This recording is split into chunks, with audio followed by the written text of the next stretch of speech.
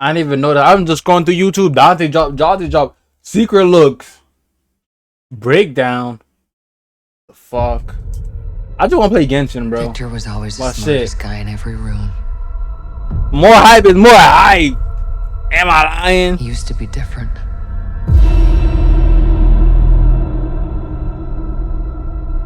Marvel Studios He used to be presents. kind. He used to be caring. And then everything he loved was taken from him. I knew he was lost, but I did not realize that he was broke. I realized he was lost, but I didn't realize how lost he was. Awesome shit, but okay.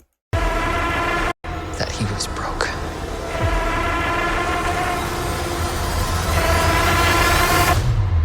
We're not seeing RDJ in this shit at all, like behind that map. Whoa! Victor. Did you do this? Wait, no, that's RDJ. You can tell that's RDJ. Look at them fucking eyes. That's fucking RD motherfucking J, bitch. Don't play with a big drop. Don't play with a big drop. All of you have lived stolen lives. But now you must give them back. Answer me, Victor! Give them back. Answer me, Victor! Did you do this? I would have been scared. I swear, you will beg for hell long before I grant it.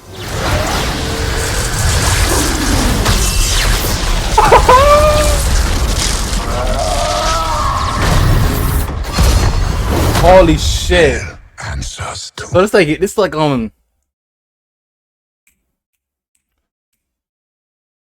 fuck. What was that shit? What was that fucking? Oh my gosh! What Marvel movie was that shit? Holy fuck! I'm trying to think. Marvel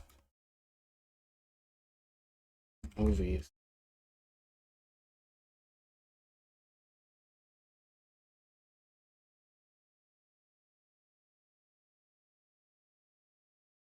Okay, bitch. What the fuck is this?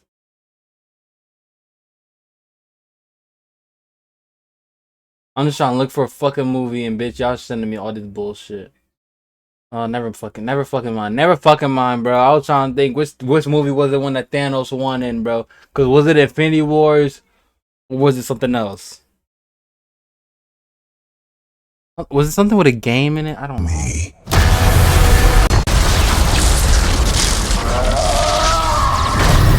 They losing this shit. They look like this is a movie where they just lose, Answers bitch. to me. Holy fuck. I am Doom.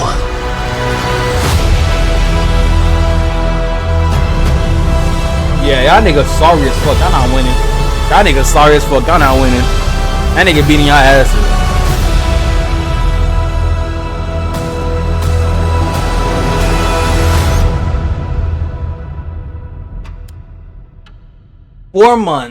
In 4 months. Holy fuck, that nigga he put BT fucking A on these niggas' asses. Niggas watching the clock for what? What movie was that though? Not Infinity Wars.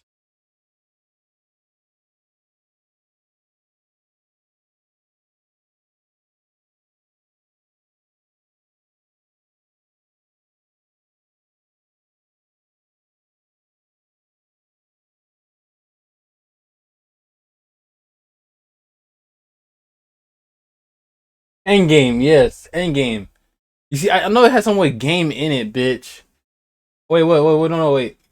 Infinity Wars and Endgame. Wait. Oh, so no, Infinity Wars is the one they lost. Endgame is the one when they fucking won. Okay. So it was Infinity Wars. So this is gonna be like Infinity Wars. Crazy. Where's the Where's the breakdown though? Dante had a whole fucking breakdown, bitch.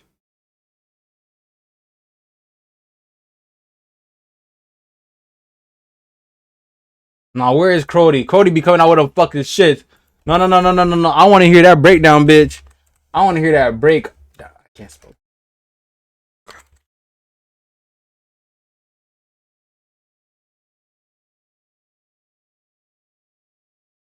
Yo, what the fuck am I typing?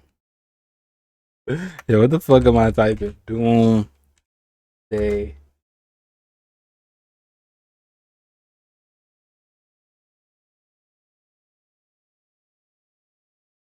Ah!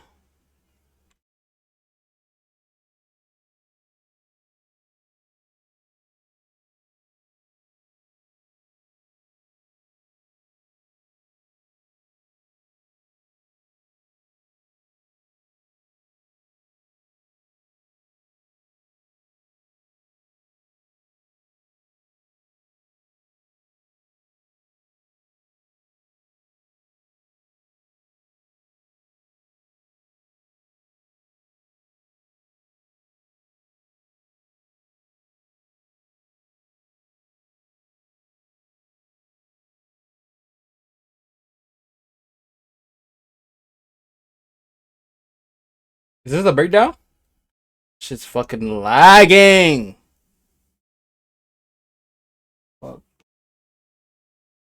Here is everything you missed in the Avengers Doomsday Doom trailer that they just revealed publicly at D23 and on YouTube. Welcome back to New Rockstars. I'm Eric Voss, and this is a breakdown of the new Doom-centered trailer for Avengers Doomsday. I saw a version of this trailer in Hall H at San Diego Comic-Con in July, but now that I can see it in full detail, and now that it has some slightly different shots, there are just so many new details to discuss. So let's go through this frame by frame for all the details you missed. And yes, I am wearing the physics are theoretical, but the fun is real shirt that Peter Parker wears in Spider-Man Brand New Day. We have all kinds of great nerdy shirt designs just like this available at our merch store, nerdrite.shop, which is the best way to support our channel. And huge thanks to all of our fans who rock our gear and post selfies and tag us, like Mauricio, and Ivy Marie, and Toxicali 2, and your best friend Charlie Cox. And thanks to her friend Stephanie for getting her that shirt. What a good friend. All right, let's get started with this new trailer. Victor was always the smartest guy in every room.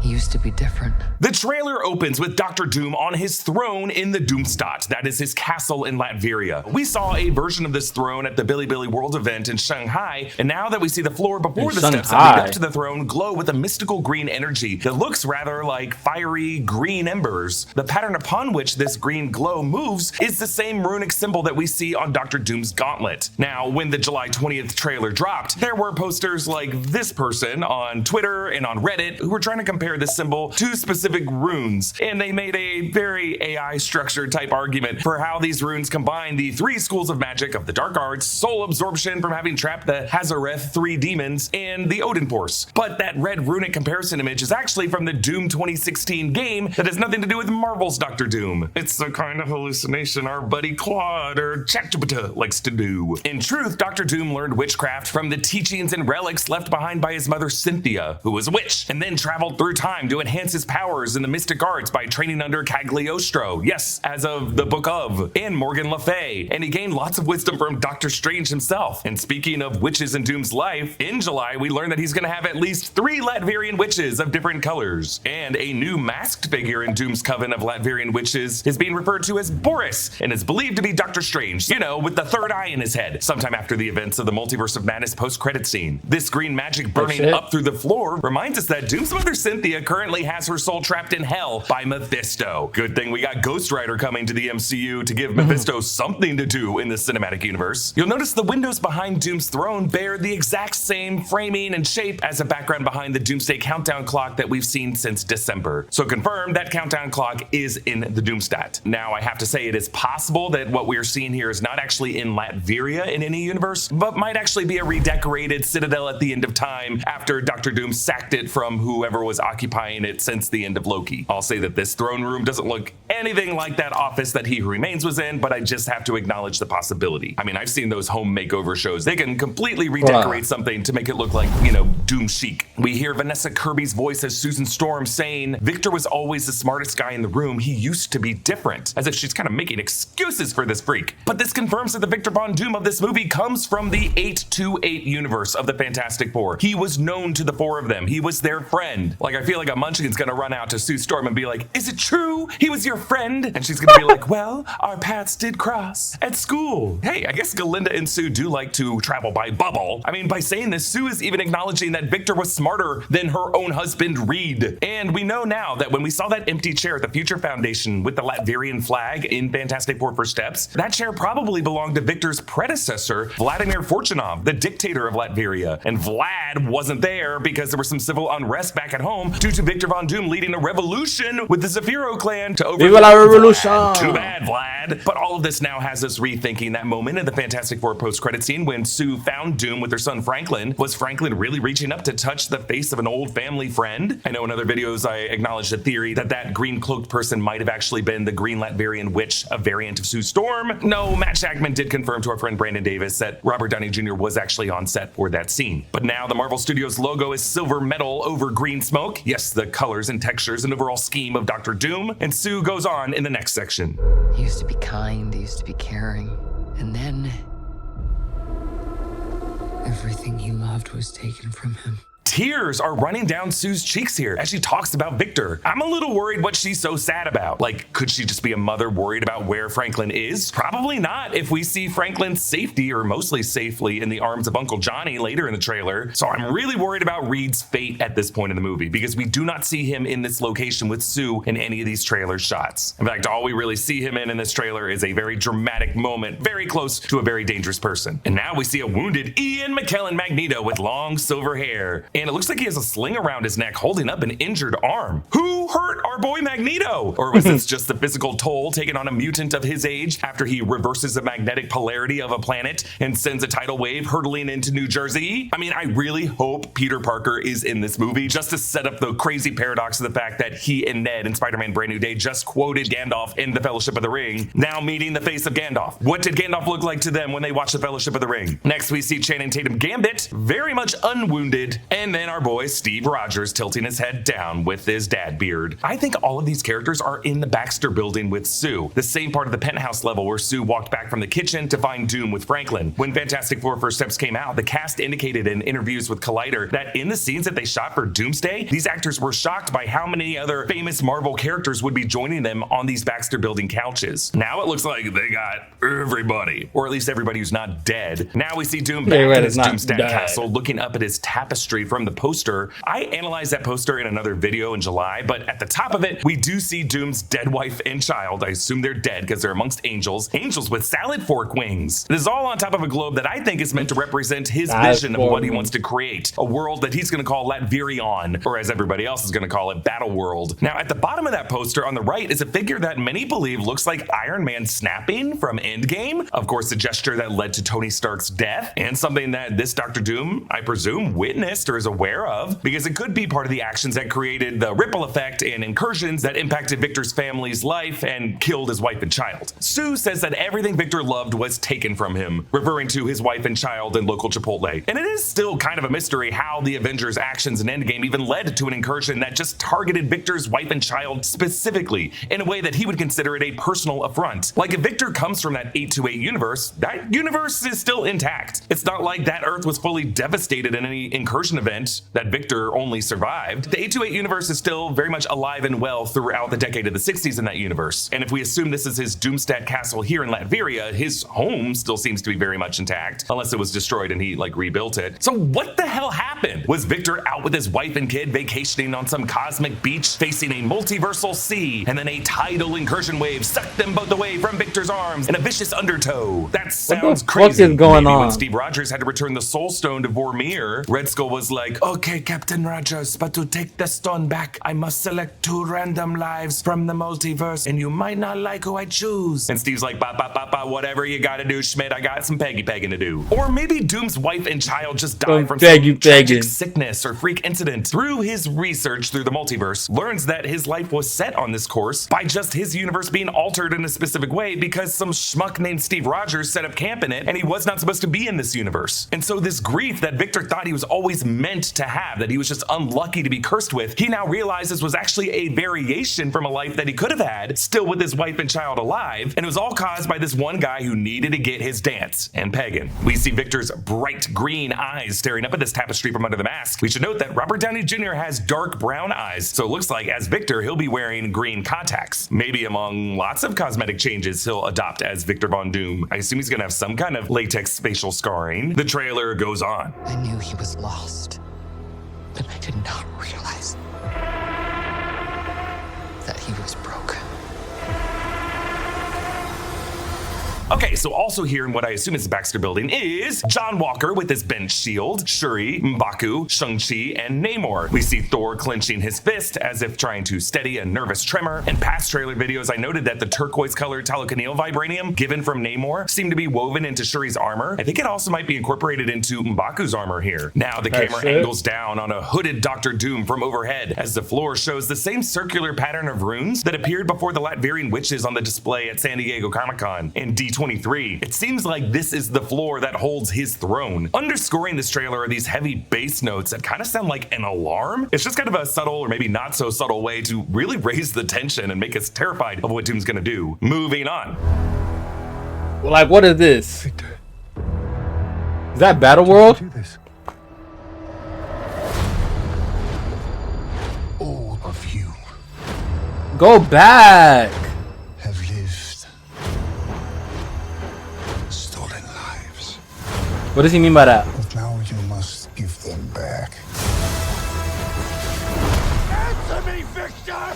Did you do this? Whoa! So boom, we are Yes. flying through the clouds of an atmosphere to see a version of Manhattan that has been completely wrecked. I assume this is some Manhattan because that green section in the middle looks a lot like Central Park. But yeah, I think we might be seeing our very first bird's eye view of Latvian, aka Battleworld, as it is in the process of being forged together. In Jonathan Hickman's Secret Wars in 2015, when the 616 Earth and the 1610 Earth are collapsing and crashing into each other, Dr. Doom ends up taking pieces of this Earth and several other Earths to form what's called Battleworld, a vast patchwork of around 42 different sections that are taken from different Earths and realities. And specifically, the continents Manhattan. of Battleworld include a Manhattan district that's actually separated into 4 parts. The city is a merged 616 Manhattan with a 1610 Manhattan, and above these Manhattans hovers the inhuman city of Adelon, and beneath that city, Monster Metropolis. I think in this film adaptation, Dr. Doom will be merging the Manhattans of 3 Earths together: 616 with its new Avengers Tower, 828 with its Baxter Building, and 10005 with its rightful Statue of Liberty, seen in the events of the Liberty Island incident in the first X-Men film. But for those 3 to come together, rows and rows of buildings of all 3 of those Manhattans are going to have to be mowed down. Kevin Feige has indicated that Avengers Doomsday will hand off to Avengers Secret Wars in ways that pretty much follow Hickman's comic storyline. After the first teaser was shown at CinemaCon in April, Kevin Feige explicitly said this to Fandango. Kevin, you mentioned Secret Wars. I know it's way down the line and you can't give too much away, but how do these 2 films relate? Well, I think people familiar with the comic stories see that they will relate, but I will say this: they relate in a very different way than Infinity War and Endgame. I think people are expecting a similar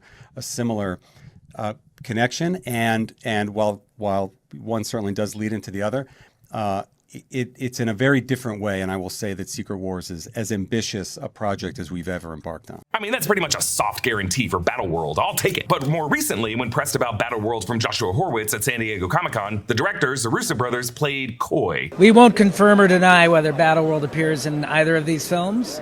And we cannot confirm or deny who appears in Battleworld, if Battleworld were to be in one of these films. Yeah, these guys never confirm anything. And hey, maybe they're saying it'll just be called by We need Victor's Tom name Holland in and this shit new to world, snitch, Latveria. bro. But yes, what we're Just seeing here fucking- is part of the terrifying like, new let all the continent secrets as it's out. gradually in the process of being stitched together. can't keep a world secret that's to save being his life. built atop the void, the TVA dumping ground that we saw in Loki and Deadpool and Wolverine. I think that's also where we see the Bahrainian desert floor that's going to be the setting of Talokan with the water being pushed back. There's going to be lots of interesting terraformation action that's going to be happening in this movie. And it's possible that on this world is where Ned's Spidey tracker said a new Spider-Man was found. I was kind of tough on the casting of Pedro Pascal as Reed Richards in our recent sneak peek episode, but I do have to say I have always admired how hard the actor goes in this role, and he really shuts my ass up here. Victor, did you do this? Answer me, Victor! Did you do this? I mean, that sense of betrayal that Reed has here, and that kind of dumbfounded shame he emotes too. Mwah! I mean, remember, Reed had this epic line in Fantastic Four First Steps. It is my job to think terrible things so that terrible things don't happen. I don't dream, I don't wonder. I invite the worst possible thing into my head to figure out how to hurt them before they hurt anybody else. This is Reed's curse. He overthinks every problem and imagines every worst case scenario and forces himself to live within these possible horrors so that he can make sure that they don't happen. But here, this is one possibility that didn't even remotely cross his mind. That his old friend from college, the one guy in the room smarter than he is going to use his magic and his science and his rage to destroy 3 Earths and remake them into his own utopian vision. Thank you to our friends at comicbook.com for sponsoring today's video. We're nerds and we love owning authentic pieces of nerdy history, finding specific comic slabs listed on the marketplace. Let's do a live poll now to see what we get. Hey! Awesome! This is actually very, very fun. To check it out for yourself, click the calibration list for some machine in Shanghai. One of the expo displays sell it. See what we get.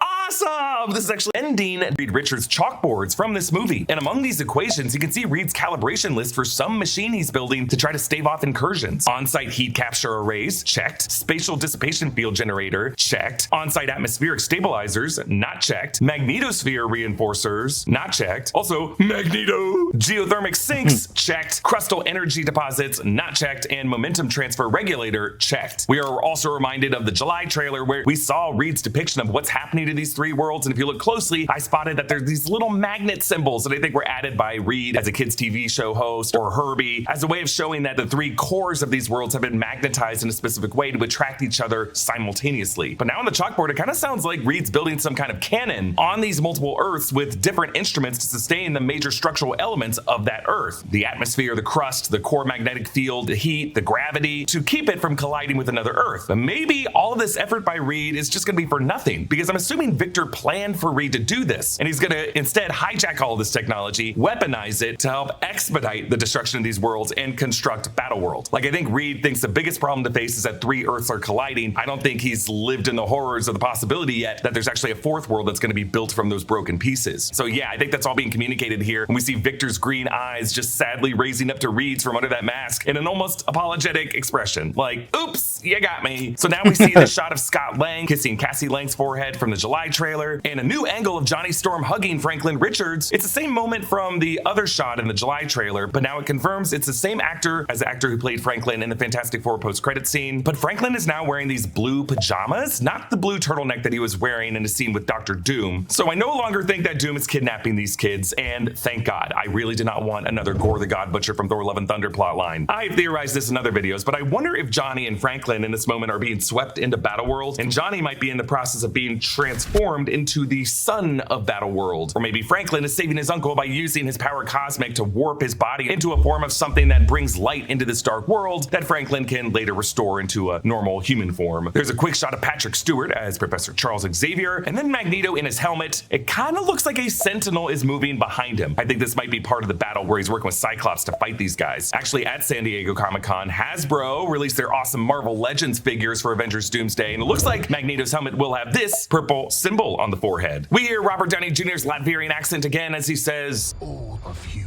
have lived stolen lives.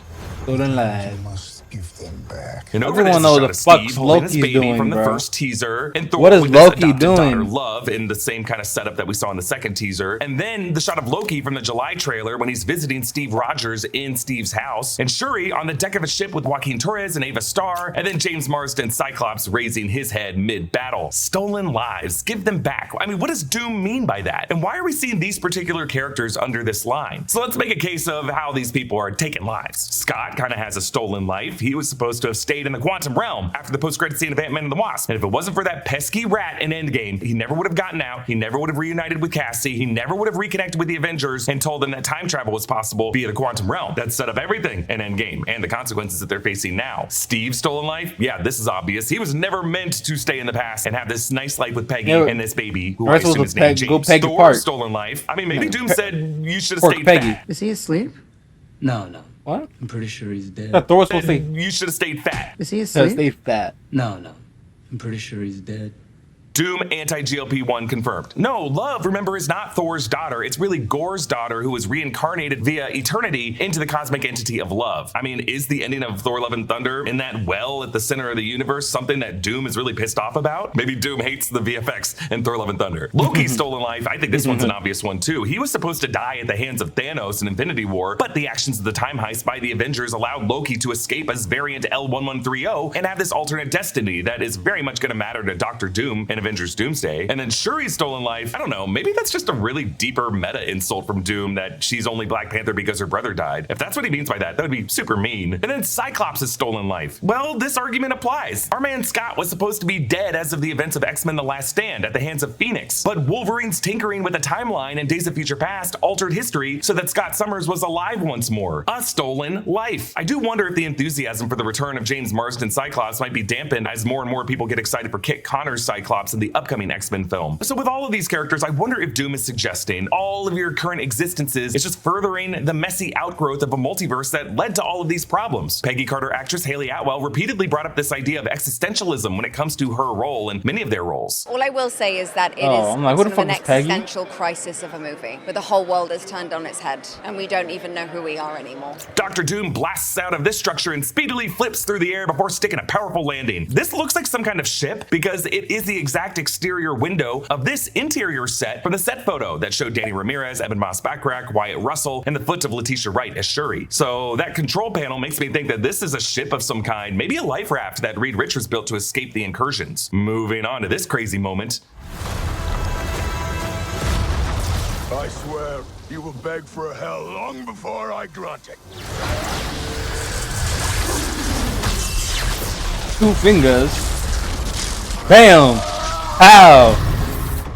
Wow. This is an expanded version of the confrontation from the first trailer. Now we see Doom conjuring his green magic to zip Stormbreaker out of Thor's hands and into a nearby statue. Just a reminder that this same god-killing weapon could cut through the combined blast of the 6 Infinity Stones to nearly kill Thanos if Thor had gone for the head. Now Thor goes for the head and Doom's magic easily overwhelms this weapon that has the power level of the 6 Infinity Stones. But then in this close-up of Doom conjuring more green magic to throw Thor back, you can see very clearly in the shot a ribbon tied around Why did we see that? This ribbon was on the Doom costume's arm in the display at Comic-Con. I assume this is some kind of memento or reminder of his wife and or child. And then we end the trailer with Doom's response. Hell answers to me.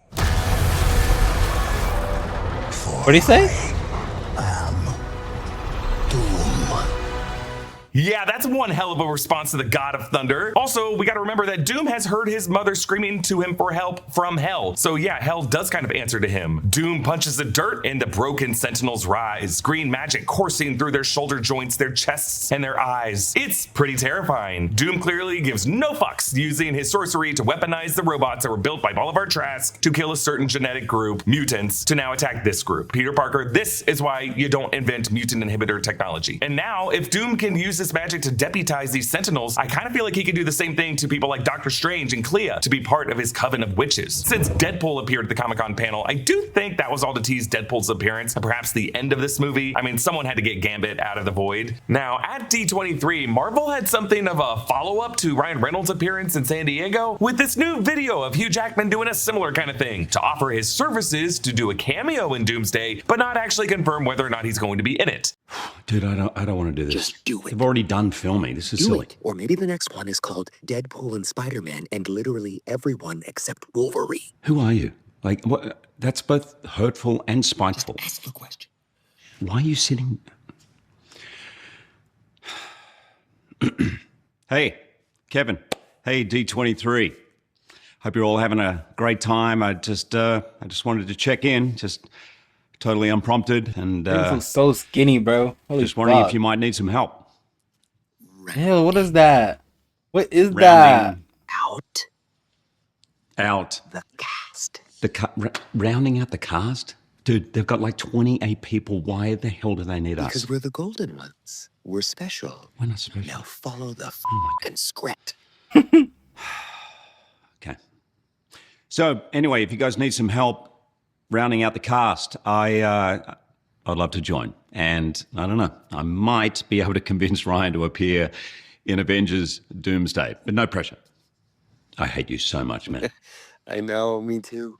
So I think in both instances, the bit is not working. Like, no offense to Jackman or Reynolds, but I was in the room for both bits, and both times the audience was just kind of confused and very impatient and kind of annoyed that Kevin Feige or Robert Downey Jr. didn't say anything after it was over. And clearly, by investing in these actors appearing in these high-profile panels for Avengers Doomsday at all, everyone is just assuming that they're going to be in the movie. So I think the big surprise, not really a surprise, is that when we get to the X-Mansion in Doomsday, Hugh Jackman's Wolverine will just also be there, and we're all gonna cheer. Other updates I saw at D23 include Dr. Doom's alternate suit in this movie, Nightcrawler's costume with swords, and this interesting floor plan layout of the X-Mansion as we see it in Doomsday. One of these rooms will have Hugh Jackman's Wolverine in it. You can watch this other video that we released with more details. Meanwhile, Spider-Man Brand New Day's post-credit scene showed Ned's Spidey Tracker app locating another Spider-Man location in space, which could be on another arriving Earth in this incursion event in Doomsday. There are rumors that we're going to see Tobey Maguire's Spider-Man's Earth of 96283, or maybe we're seeing Tom Holland's Spider-Man respawning in this other new battleground that Dr. Doom is constructing, or maybe it's a similar signal that the Thunderbolts post-credit scene left us with. It was meant to be viewed as a Fantastic Four thing, and that Peter is actually showing up in the Baxter building of Earth 828. Now, Robert Downey Jr. has been dropping some big clues in the form of the clothes he's wearing throughout these events. Redditor Edit with Ego has done an amazing job translating everything. In the jacket that we saw him wearing on the Hall H stage, the right pocket spells revenge, the left pocket spells justice, the lapel along his chest spells out the phrase there is no promise of tomorrow, awesome, and then the right cuff spells the phrase to the victor, the left cuff spells the phrase go the spoils. This Redditor actually created a really awesome cipher, and how it's not letter by letter, it's more kind of runic and phonetic. This Redditor also used this cipher to translate the shoes that Robert Downey Jr. posted on Instagram, where the names Reed and Valeria appear across the straps. Valeria was the name of Doom's long lost love, and Franklin and Sue ended up naming their second kid Valeria since Doom helped deliver her. But I think these shoes are telling us the name of Doom's wife and her daughter from the tapestry, Valeria. Valeria is Valeri dead. Comment down below with your thoughts on this, and a special thanks to one of our In Our Underground subscribers, Frederick Price, for supporting us at the executive producer level. You can get all of our exclusive bonus content by clicking the link in the description below. That's enough of the breakdown.